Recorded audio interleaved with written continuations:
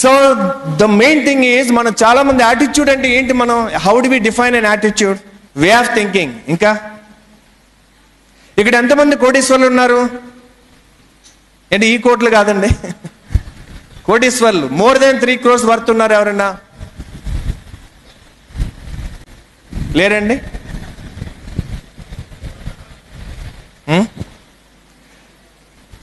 So attitude is 3 రకాలండి. Attitude towards you, attitude towards life, attitude towards society.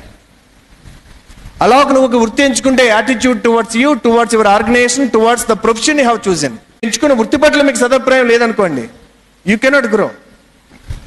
ఇవన్నీ వదిలేసి ముందు మీ పట్ల మీకు సదభిప్రాయం లేదనుకోండి, స్కేల్ 1 to 10, 1 అంటే you are a waste fellow, 10 అంటే extraordinary fellow. Where do you put your self as a person from scale 1 to 10? Anything above 5 is okay. 5 is okay, 6 is good, 7 is excellent, 8 is extraordinary, 9 is fantastic, 10 is awesome. Where are you? So ఎంతమంది కోటీశ్వరులు అంటే చాలా తక్కువ మంది చేతులు ఎత్తారు. మీరు observe చేయండి, మీ యొక్క కార్నియా ఇచ్చేస్తే 2 కోట్లు ఇస్తారు. ఎవరైనా ఇచ్చేస్తారా? ఒక లివర్ ఇస్తే ఒక 5 crores ఇస్తే ఇచ్చేస్తారా? మీ బాడీలో ఏ పార్ట్ ఇస్తారో 50 లక్షలు ఇస్తే? బ్రెయిన్ ఇస్తారో 5 కోట్లు, ఎలాగో పెద్ద వాడట్లేదు కదా. How do you value them? మీ యొక్క ఆర్గాన్స్ ఎంత విలువైనవో తెలియాలంటే మీరు హైదరాబాద్లో జూబ్లీ హిల్స్లో హాస్పిటల్కి ఏదన్నా ఒక ఆర్గాన్ పాడైనప్పుడు ట్రాన్స్ప్లాంట్ చేయడానికి వెళ్తే వాడు దానికి ఇచ్చినటువంటి బిల్లుకి మనుషులకి ఏం మిగులుతా తెలుసా అండి?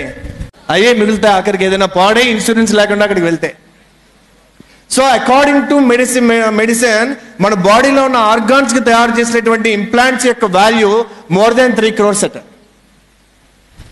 So now understand that if you are healthy, మీరు చేతిలో మీరు హెల్త్ పాటు చేసుకోకపోతే you already have been gifted with 3 crore asset.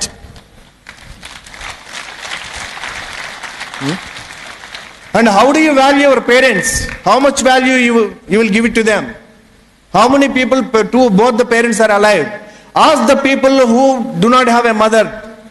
Ask the person who do not have a father. Ask the person who do not have both the parents, and you will know the value. Brother and sister, you may have a siblings rivalry, but ask the person who do not have any brother or sister. అని మనకి లక్ష్మీనారాయణ గారు చెప్పారు, ఫేస్బుక్లో 500 మంది friends ఉండడం కాదు, face to face నీకు నిలబడేవాడు 5 friends ఉన్నా చాలని. So how do you value those kind of friends? నీకు నిలబడే ఫ్రెండ్స్ యొక్క విలువ నువ్వు ఎలా కనబెడతావు? నీకు ఆస్తి ఉందా అంటే లేదు అని ఈజీగా అనుకుంటావు కదా, వీళ్ళు నీ ఆస్తి కాదా? నీకు అవసరమైతే 1 లక్ష రూపాయలు 10 లక్షల రూపాయలు పుట్టే పరిస్థితి నీకు ఉందంటే ఆ ఇన్ఫ్లుయెన్స్ నీకు ఆస్తి కాదా? నీ సర్టిఫికెట్లు కాలిపోతే కూడా నీ పర్ఫార్మెన్స్కి, నీకు ఈ ప్రపంచంలో నీకు ఒక ఉద్యోగమో, నీకు ఒక సెల్ఫ్ ఎంప్లాయ్మెంటో, నీకు ఒక పనో దొరికేటటువంటి స్కిల్స్ నువ్వు సంపాదిస్తే అది ఆస్తి కాదా? సో 2 రకాల ఆస్తులు ఉంటాయని మనిషికి, సెల్ఫ్ వర్త్, నెట్వర్త్. నెట్వర్త్ అంటే నీకు బయట ఆస్తులు, సెల్ఫ్ వర్త్ అన్నది నీ లోపల ఆస్తి. నీ లోపల ఆస్తిని నువ్వు కనుగొన్ననాడు, నువ్వు గుర్తించినాడు, బయట ఆస్తితో సంబంధం లేకుండా కాన్ఫిడెంట్గా ఉంటావు. అదర్వైజ్ నీ బ్యాంక్ బ్యాలెన్స్ పైకి కిందకి ఎలా వెళ్తుందో నీ కాన్ఫిడెన్స్ కూడా పైకి కిందకి అలాగే వెళ్తూ ఉంటుంది. But as long as you remember your inner worth, outer success or failure cannot shatter you. అప్పుడు నువ్వు నిజంగా స్థితప్రజ్ఞుడు అవుతావు. Failure doesn't really break you. Fail అంటే దాని అర్థం మీకు చాలా మంది చెప్పే ఉంటారు, first attempt in learning, fearless attempt in learning, focused approach in learning.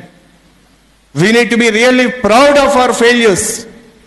మనకి ఇందాక వర్లు గారు చెప్పారు, ఎన్నోసార్లు ఫెయిల్ అయినటువంటి వాళ్ళు, ఒక బల్బు కనుక్కోవాలంటే ఎన్నిసార్లు ఫెయిల్ అవ్వాలి, మనం నడవాలంటే ఎన్నిసార్లు ఫెయిల్ అవ్వాలి. అసలు ఎవరు చెప్పారు ఫెయిల్యూర్ అనేది తప్పని? అసలు failure is a process. We may brand it as a failure. నా స్నేహితుడు, మా లాయర్ గారు ఒక ఆయన మేజిస్ట్రేట్కి ఎగ్జామ్స్ రాశారు. వాళ్ళందరూ మేజిస్ట్రేట్కి ఎగ్జామ్స్ రాశారు, వాళ్ళ కలీగ్స్ కూడా అందరూ పాస్ అయ్యారు, కానీ ఈయన తప్ప. అందరూ మేజిస్ట్రేట్స్ అయిపోయారు లాయర్ నుంచి. ఈయన బాధపడ్డాడు, నాకు అవకాశం దొరకలేదే అని. నెక్స్ట్ ఇయర్ రాశాడు, మేజిస్ట్రేట్ కాలేకపోయాడు. సో ఇంకా థర్డ్ ఇయర్ ఇంకా ఆయన ఎఫర్ట్ వదిలేసాడు. 4th ఇయర్ ఆయనకి డిస్ట్రిక్ట్ జడ్జ్ ఎగ్జామ్స్ పడితే ఆయన ఫ్రెండ్ ఒక ఆయన, వై డోంట్ యూ ట్రై అంటే, మేజిస్ట్రేట్ రాలేదు, జడ్జ్ ఎక్కడ వస్తుందంటే, లేదు ఎవరికి తెలుసు, నీ టాలెంట్ దేనికి రాసి పెట్టినట్టు రాశాడు. స్ట్రైట్ డిస్ట్రిక్ట్ జడ్జిగా ఆయన సెలెక్ట్ అయ్యాడు. ఆ మేజిస్ట్రేట్లుగా 6 ఏళ్ళు పట్టింది మళ్ళీ డిస్ట్రిక్ట్ జడ్జ్ అవడానికి. So how do you judge whether you are successful or failure looking at the present moment? అందుకే జీసస్ చాలా చక్కగా జడ్జ్ నాట్ అంటాడు. బికాస్ మనం మొత్తం ప్రపంచం చూడలేం కాబట్టి మనం చూసి యొక్క ఫ్రాగ్మెంట్ తోటి మనం జడ్జ్ చేయలేం దాన్ని. So attitude towards you. So how many people are already successful? So నేను మామూలుగా ఫెయిల్యూర్స్ తోటి మాట్లాడంగా మేము. మా నాగేశ్వరరావు గారు ఒక వీడియో చూపించే ఉంటారు, నువ్వు పుట్టక ముందే నువ్వు జీన్స్లో, ఇంకా చూపించలా మా స్పీచ్లో చెప్తారండి, జీన్స్లో కొన్ని లక్షల కోట్ల జీన్స్లో ఏది వేగంగా పరిగెత్తి దేనికి డిజైర్ ఉందో ఈ తల్లి గర్భంలో నేను పుట్టాలి అని ఆ రేసులో కొన్ని లక్షల కోట్ల దాంట్లో రేసులో నెగ్గినటువంటి వ్యక్తి నువ్వు పుట్టక ముందు విజేతం అని నాగేశ్వరరావు గారు చాలా చోట్ల చెప్తారు. So we are born successful. ఎంతమంది 10th క్లాస్ పాస్ అయ్యారు? Most of you. మీకు తెలుసా 10th క్లాస్ పాస్ అవ్వాలంటే మన ఎడ్యుకేషన్ సిస్టమ్. సో దాంట్లో మినిమం 80 పరీక్షలు రాస్తే కానీ 10వ తరగతి పాస్ అవ్వరు మీరు. అంటే ఇంటర్మీడియట్ అయ్యేటప్పటికి సచిన్ టెండూల్కర్ కంటే ముందు సెంచరీ కొట్టారు. అన్ని ఎగ్జామ్స్ పాస్ అయితేనే ఇంటర్మీడియట్ అవుతుంది. సో ఇంజనీరింగ్ అంటే ఆల్మోస్ట్ ఇంటర్మీడియట్ అయిపోయిందంటే 100 పరీక్షలు పాస్ అయిన మీరు తక్కువరా? Are you not successful? మీరు ఫెయిల్యూర్ అని చెప్పడంలో మీరు అబద్ధాలు ఆడట్లేదా? Are you not undermining yourself? Isn't it? So we are already successful because journey is not from failure to success. Journey is from success to success, or success to higher success, or from happiness to higher happiness. So first, what is your attitude towards yourself? So impact ఎవరికి conduct చేయబడుతుంది? Wonderful. Not for unemployed. Isn't it? There is no unemployed. He chose to be unemployed. So ఆయన ఎందుకంటే ఆయన నాకు తగ్గ వృత్తి దొరికినప్పుడే నేను తీసుకుంటాననే ఆయన he choose to be unemployed. He is not unemployed.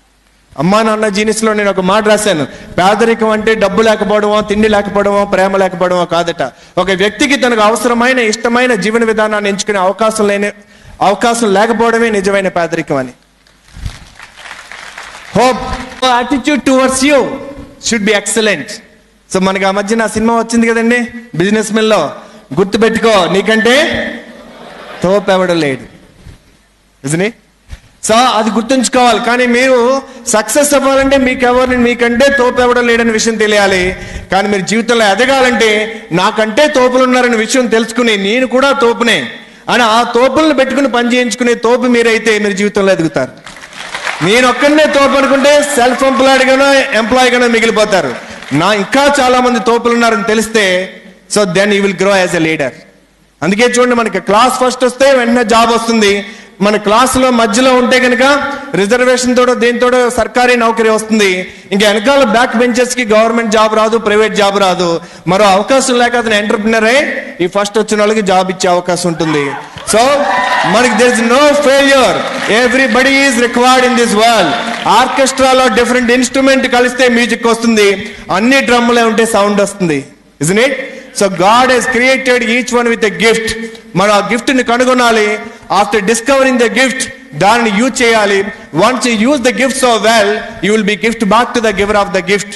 తిరిగి ఆ దేవుడు కూడా ఆనందించే విధంగా మనం జీవించాలంటే ఇక్బాల్ సినిమాలో ఒక పాటలో ఒక చరణం ఉంటుంది, ఐసా కుచ్ కామ్ కర్కే దిక్కా ఖుదా భీ ఖుష్ హో జాయే అని. మన జీవితంలో ఏ పని చేస్తే సృష్టించిన వాడు కూడా శబాష్ వీడు ఒక్కడి కదరా నేను చెప్పిన పని చేశాడని ఆనందించే విధమైనటువంటి పని మనకి దొరికితే ఐ థింక్ మనకి 2 సాటిస్ఫాక్షన్ దొరుకుతాయి. ఒకటి జాబ్ సాటిస్ఫాక్షన్, రెండోది జైబ్ satisfaction. So attitude towards you. So then attitude towards others, and attitude towards life and attitude towards our society. How many of you love India? How many of you love Pakistan? Isn't it? ఎందుకని తగ్గిపోయిన చేతులు? పాకిస్తాన్ అంటే ఏదేమన్నా తయారు చేయబడిన పదార్థమా?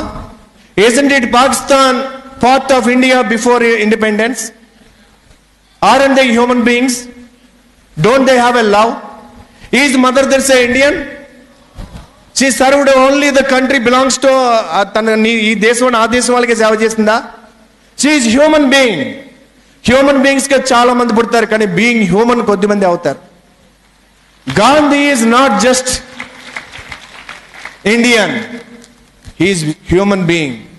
4 రకాల మనుషులు ఉంటారంటారు, రాయి మనుషులు, చెట్టు మనుషులు, జంతువు మనుషులు, మనిషి మనుషులు. రాయి మనుషులు అంటే ఐ మీ మై సెల్ఫ్, నేను నాకు నాది, ఇంకా అంతకుమించి అవసరం లేదు వాడికి. సెల్ఫిష్నెస్. చెట్టు మనుషులు ఏంటంటే నేను, నా ఫ్యామిలీ, నా సీడ్ పెరగాలి, నా ఫ్యామిలీ. సో యానిమల్ ఏంటంటే నా యొక్క కమ్యూనిటీ. ఇండియాలో ఇండియన్స్ ఎక్కడ ఉంటారండి? ఇండియాలో తెలుగు వాళ్ళు, కన్నడ, తమిళ్, గుజరాతీ. మన సింగపూర్ వెళ్తే ఇండియన్స్ అంటాం. So there is a fourth category. So they are human beings. They are beyond the identity.